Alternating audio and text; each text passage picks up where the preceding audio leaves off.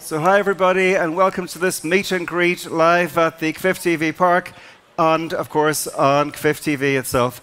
And our guests this afternoon are the makers of the main competition film Cinema Jazireh. They are namely writer-director Gözde Kural, actress Fereshteh Hosseini and producer Milad Khosravi, if I'm saying your names even almost correctly. First, I'd like to ask you, Gözde, how did you enjoy the world premiere here last night in KVIFF? I don't remember anything, actually. So it was really fun, and we have been waiting for this moment for a long time. So it was great, and audience was really great. And we just came back from the Q&A, and it was also so good. So thank you for KVIFF to having us.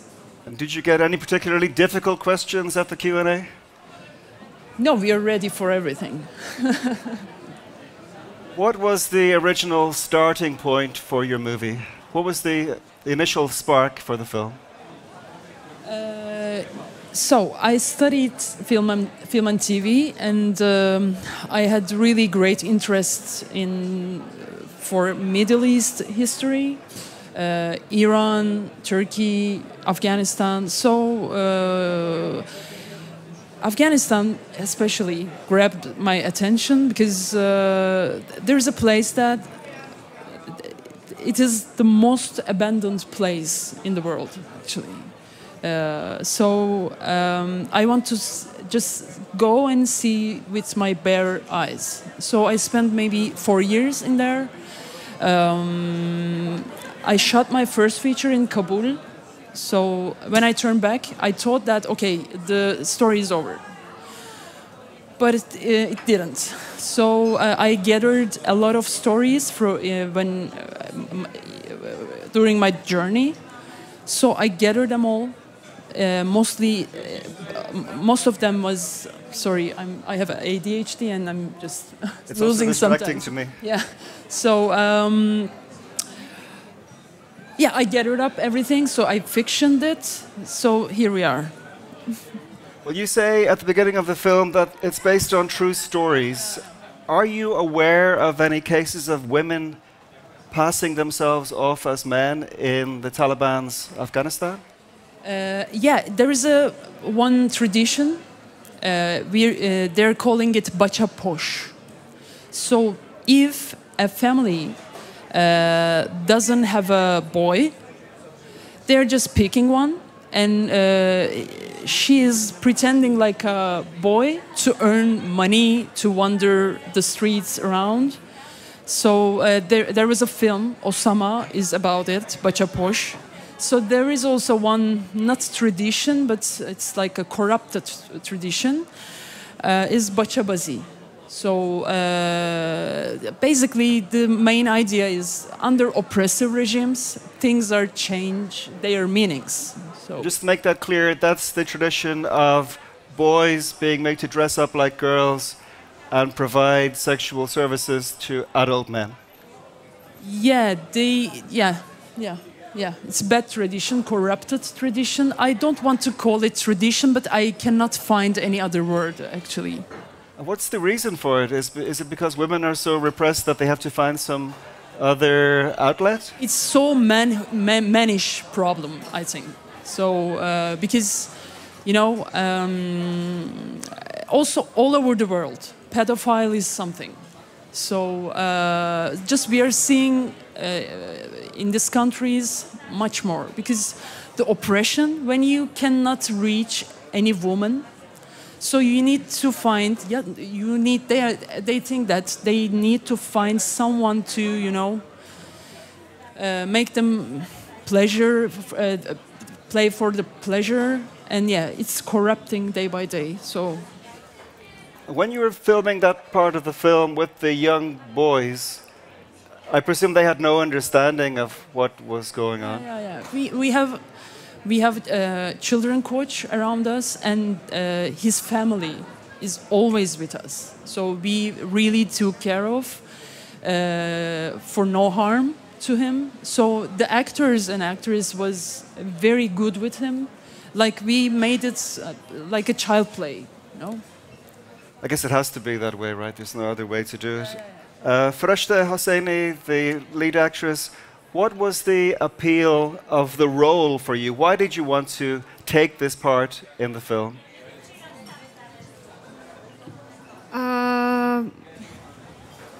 Let's say because, well, I'm originally from Afghanistan. I was born in Iran, but my parents are from Afghanistan. And I was kind of hearing this kind of a story all the time about bachabazi or about women disguising themselves as men to go to have a social life, actually, or to go to find a job and work and be a breadwinner. And I'm actually really interested in all kind of projects which is telling a story about Afghanistan, because I believe that everybody is kind of ignoring that even these problems and this crisis exists for Afghan people in Afghanistan, especially Afghan women. So I will always choose roles like this because I think this is my responsibility to be a voice for Afghan people as much as I can.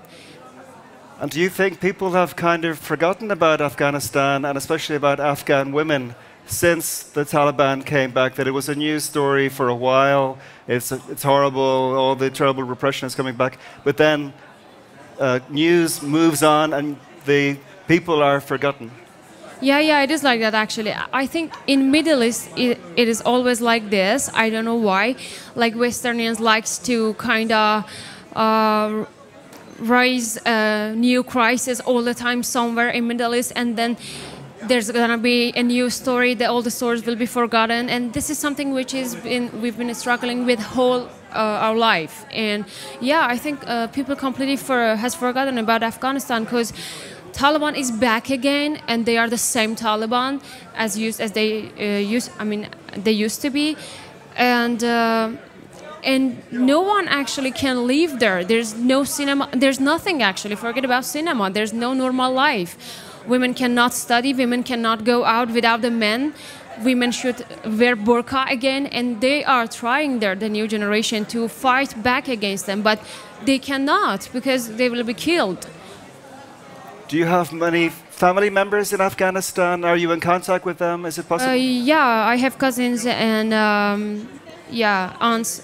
I have relatives there, and I'm in touch with them. And with this mass deportation from Iran to Afghanistan, lots of our relatives and families, they had to leave Iran, and they are now like in nowhere because their lives were in Iran, their houses and everything. So yeah, I'm in touch with them. And it's a terrible situation there because they are afraid of Taliban a lot, because they have young girls, and Taliban are forcing the young girls. They just choose a girl and they force her to be married to them. So of course, every family who has especially girls and daughters in their families are terrified, but no one even wants to talk about it. I don't know why. Yes. Also, it's because, Iraq, Afghanistan, it's like a Vietnam, It's a failure for Western world. Yeah. So they don't want to see it anymore because it's like an unsuccessful thing. So that's why, just don't forget about it. We don't want to talk. It's old world fire. Could I also ask you, please, about the casting of Fereshteh? How did you find her, and what for you did she bring to the role? So I already I'm following Iranian cinema, Afghan cinema. I have already seen her parting film, so I really enjoyed it. So Milad, thanks to Milad offered me that we know Fereshteh, we can talk with her, and I just say yes because the perfect fits for the role. So we just sent it, and she brought us a lot about creativity, character, everything, because she knows she's coming from there. So you can feel the core of the character. And how much could you relate to the character? It's a very unusual situation she's in, looking for her son, of course, pretending to be a man. Yeah, it wasn't easy actually. We talked a lot about that. We were talking about the role every day on set. But I think that one thing is inside me, within my soul, which is the pain of all Afghan people, and we all share it. And it always actually, when I'm playing in, because I also play in different roles, not especially Afghan roles, but whenever I'm playing as an Afghan character, I just can't feel the pain. I just can't feel sympathy with the role, because I have it in my soul and in my heart, always with me. And were there any particular moments or scenes that were particularly difficult for you to shoot, or that just stayed in your mind for a long time? Yeah, I think all the scenes were so emotional and difficult, but the most difficult part one was the one that I was, what do you call it? The graveyard. Yes, yes. Yeah, it was, I don't know, I was feeling overwhelmed because in my head so much things were going on, and so much I could hear voices like, what is this? Why should something like this happen? Why should a girl or a woman decide to do such a thing and to have beard, to can go out, you know? And I really I'm furious because it's happening again. You know, when you watch the movie, you think that, okay, it's all a story, okay, Taliban exists and blah, blah, blah. But we are at 21st century, you know? It's like crazy. And they are again doing everything that they were doing at that time. So I think all of the parts were really difficult for me. If I could come to you, please. Sorry, do you have... Yeah, because as we started the shooting, it was a story about Taliban at 90s. But as we started the shooting, they took power again, and they were again there. And I was like, how is it possible? So, yeah. Thank you very much. If I could come to you, Milad. How did you get involved in this project, and was it difficult getting funding for this film?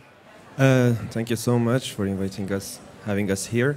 At the very beginning, when we met with Gözde 2 years ago, she already developed the project and she advanced the film and financed a bit of the budget.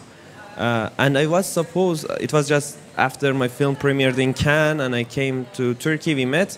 And we were supposed to be just collaborating, and I wanted to support. I said, okay, Gözde, I'm here. Any help you need, I will be in for supporting any cast, crew.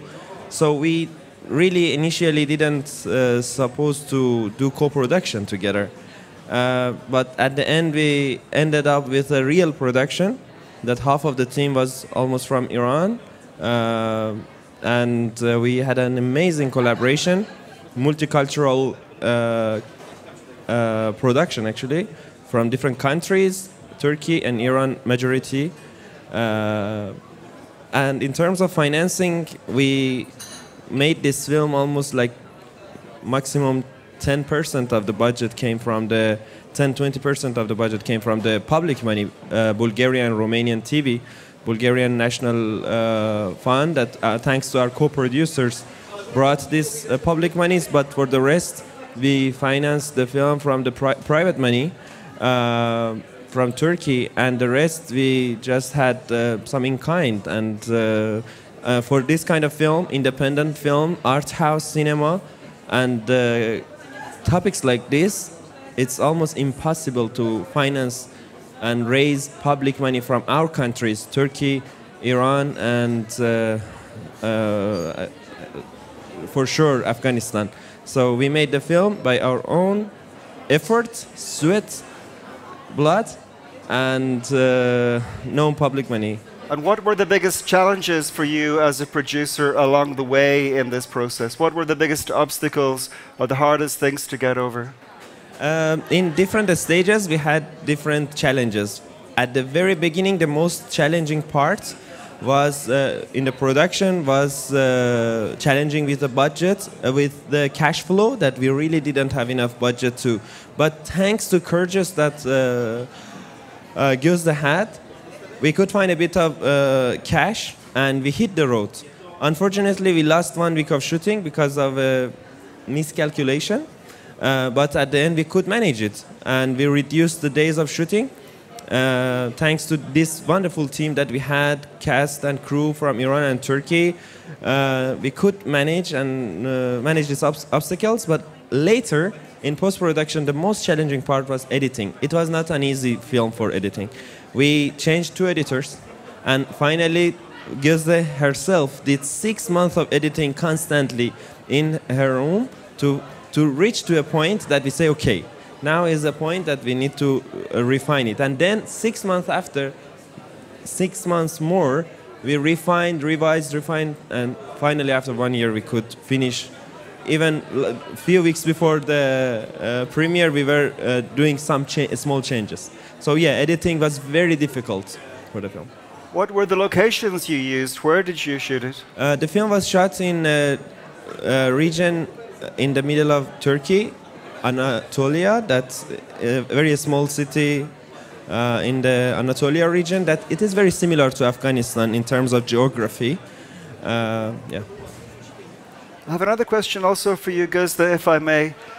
The technology aspect is interesting. These guys are so, even though it's very dangerous for them, they're still really crazy to get a Game Boy or a DVD with Titanic. What was the idea behind the technology aspect? Was it to show that it was set in the 90s or? And 19 is the most important years for the pop culture. So it happened in everywhere. In America, in Afghanistan, in everywhere, every part of the world. So I put this because in our countries, in Iran, in Afghanistan, in Turkey also, when something is not allowed, believe me that it's you can find it. So yeah, I separated 2 worlds. One belongs to Leyla, and it's like a ghost city. One belongs to Azat and Zabur. So it's like underground and so, you know, entertaining, colorful, full of films. So I just choose the headliners like Titanic, like Game Boy, Mario.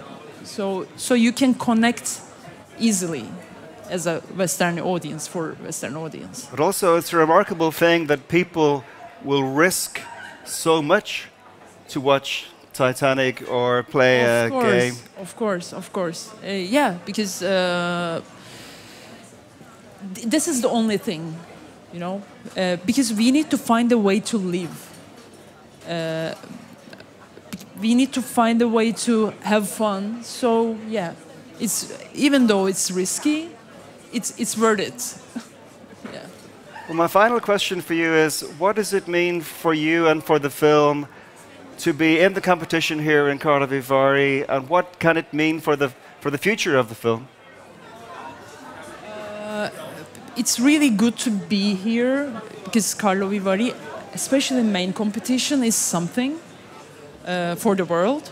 So I'm sure it will go through the Europe and America, hopefully, and to get more audiences. But to premiere in here is the best choose for us, actually. Yeah. From my perspective, yes, KVIFF competition is like a life-changing for the film. I had filmed in many festivals, but this section, KVIFF itself, in addition of enjoying a lot in this beautiful city, it is a life-changing festival for film and life-changing, career-changing for the filmmaker. Thanks for your invitation. Well, good luck with the film, good luck in the competition. Thank you for coming, and thank you very, very much to Gözde Kural, Fereshteh Hosseini, and Milad Khosravi. Thank you very much, and good luck. Thanks a lot. Cheers, everybody. Thank you.